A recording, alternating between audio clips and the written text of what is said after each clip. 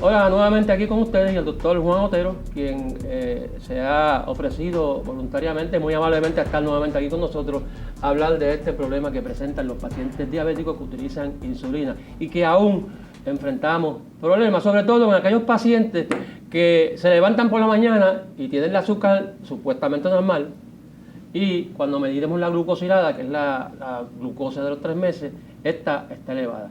Juan, ¿cómo tú estás? Mucho gusto, muchas gracias por la invitación. Juan, estos pacientes, nosotros sabemos que lo primero que nosotros queremos controlar en el paciente diabético que comenzamos insulina es el azúcar en ayunas.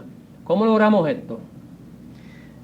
Bueno, dependiendo del estadio, por decirlo así, donde está el paciente diabético localizado, pues así es que uno pues va adelantándose en el tratamiento o en el manejo de la diabetes. Muchos pacientes cuando al inicio de su enfermedad, pues quizás pues no necesitan muchos medicamentos para lograr tener las metas en ayunas. Pero según la diabetes progresa, la duración de la enfermedad progresa, definitivamente el uso de insulina va a ser un factor y un tratamiento importante. Generalmente, estos pacientes diabéticos tipo 2, cuando pasan a ese nivel, la azúcar en ayuna le va subiendo, se le va elevando, y ya entonces los medicamentos orales probablemente no van a ser efectivos para controlar esa azúcar en la mañana. Y ahí es que entonces pues consideramos el uso de la insulina, que llamamos basal, porque es una insulina que generalmente la vamos a dar por la tarde o por la noche para que tenga efecto por la mañana. Siempre los pacientes me preguntan y cuestionan, bueno, ¿me va a dar insulina de noche? Y me puede dar un bajón y ese tipo de cosas, pero en realidad ese tipo de tratamiento tiene su lógica, porque se va a dar su tratamiento, esa insulina va a trabajar durante la madrugada y entonces la idea es que entonces tenga mejor glucosa por la mañana en ayuno el paciente, y así se empieza a manejar quizás de mejor manera el azúcar por la mañana en ese tipo de pacientes. Y claro, cuando nosotros queremos que el paciente por la mañana se levante con un azúcar dentro de los límites aceptados, que puede ser entre 70, 130, 140. A veces los pacientes te dicen que tienen un azúcar de 90 y que está el azúcar y que baja. Y entonces pues tenemos el problema, porque entonces no siguen el régimen que nosotros queremos que sigan. Pero el paciente diabético que está usando insulina, lo que nosotros queremos es que por la mañana se levante con un valor normal, 70, 130, pero que por la noche no tenga bajones de azúcar, no tenga hipoglucemia. Porque si tiene hipoglucemia, pues entonces se va a despertar con un valor de azúcar que no es el que nosotros queremos que tenga. Entonces, tenemos a ese paciente con unos valores normales de azúcar en la mañana, pero tiene una glucosilada alta. Aquí es importante enfatizar y podemos presentar una diapositiva donde nos puede indicar cómo están las glucosiladas o lo que significa la hemoglobina glucosilada o la famosa A1C. O la chota. O la chota que dicen, que es la que nos va a dar, que hoy día se está tratando de estimular el uso, que se diga A1C. Pero lo importante es que esta prueba nos va a ayudar a aumentar la información que tenemos del control de la glucemia o del azúcar de este paciente, por lo menos de los últimos 2-3 meses. Y en esta diapositiva pues podemos presentar eso, qué significa en números de azúcar la A1C. El A1C es 1%, refleja 1%, de que si es 6%, que si es 7%, que si es 8%. Y yo siempre digo, pues miren, en el caso de diabético en general, deberíamos tener una A1C idealmente, ¿verdad?, menos del 7%, y acordarnos del IBU, ¿verdad?, para eso.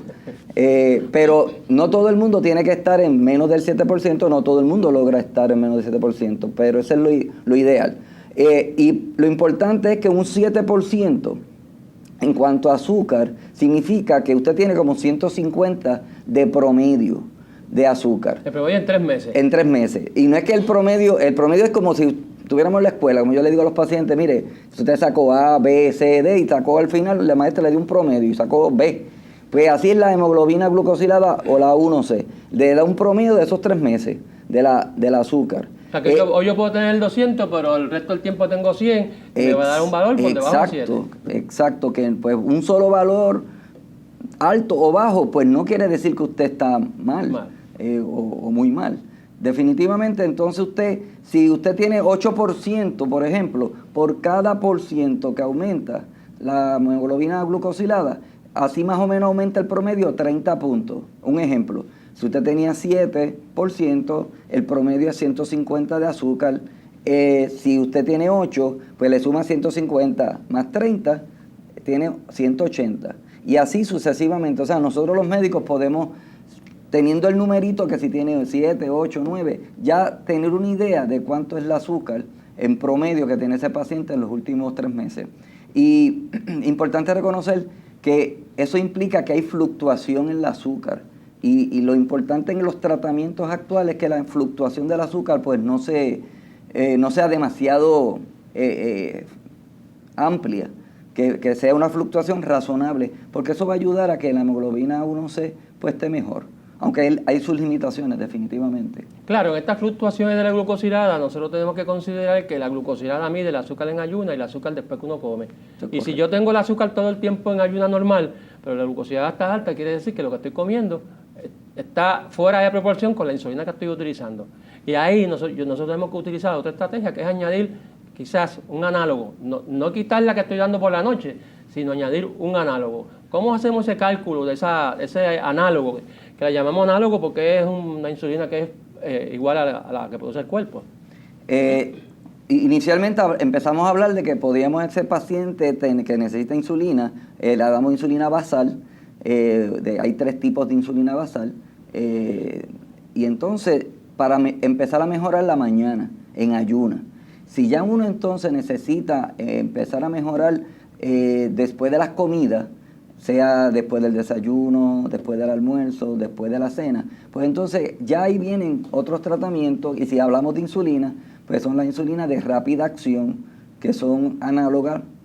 También existe la regular, la insulina regular, pero ya está usándose cada vez menos la insulina regular para esos propósitos, y se utiliza entonces insulina de rápida acción, que son análogas, y son un poco más modernas, por decirlo así, porque usted la va a dar por lo menos 10 minutos antes del alimento, y eso va a tener un efecto relativamente rápido, de unas 30 minutos, empezándole a tratar de que cuando tenga el alimento, ¿verdad?, no suba tanto el azúcar post comida o postprandial.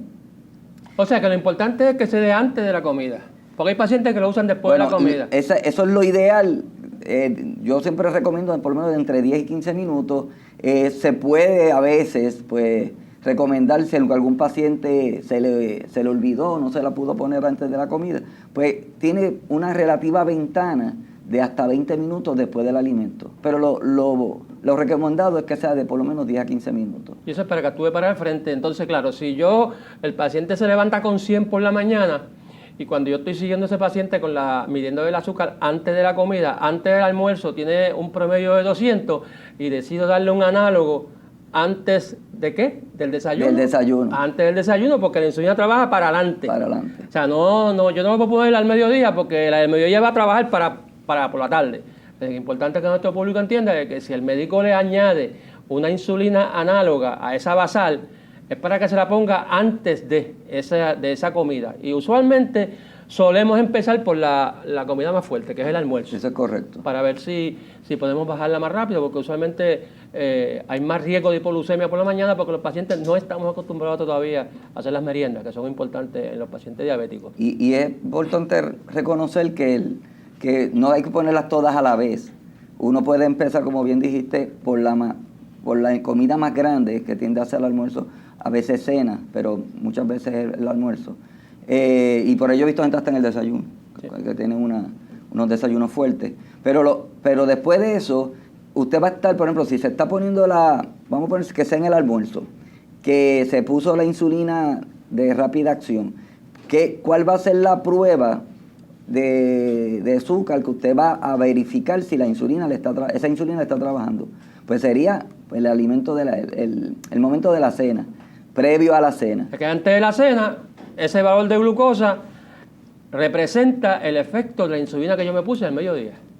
De hecho, nosotros hemos participado en un estudio clínico que nunca se había hecho de esa forma, donde se empezó a tratar de esa forma. Se trataba primero la insulina basal, se mejoraba a la mañana en ayunas, luego entonces se pasaba a la insulina por la mañana, era en ese orden, me la había que hacer en ese orden. Se le da insulina de rápida acción por la mañana, mirando cómo estaba el mediodía. Ya se le resolvía el mediodía por post-desayuno, pues entonces ya se pasaba a ponerse insulina al mediodía, quedándose con la insulina de la mañana y con la de la noche. Y así sucesivamente, y algunos pacientes, pues el estudio duró unos meses, unos pasaron a tener 4 inyecciones diarias, otros se quedaron en 3 inyecciones diarias. Así que, y ese estudio por primera vez identificó ese tipo de proceso, porque aunque nosotros lo hacemos de hecho, pues no había habido un estudio así organizado y uniforme en ese aspecto, y definitivamente demostró mejor control. Pero definitivamente es un poco sacrificado que una persona se esté verificando y inyectándose 3 y 4 veces inyección al día, pero a veces es necesario. Sí, esta es la manera que yo uso en mi oficina. O sea, yo trato de controlar la glucosa en la mañana y después voy añadiendo insulina análoga antes del desayuno, antes del almuerzo, antes de la cena, pero el paciente se me queja de que se tiene que hincar 4 veces y es necesario que se hinquen, porque si no, yo no voy a saber, al menos en la etapa en que yo estoy monitoreando esa glucosa, no voy a saber cuánta le voy a dar, cuánta insulina le voy a dar, entonces estaría trabajando a ciegas.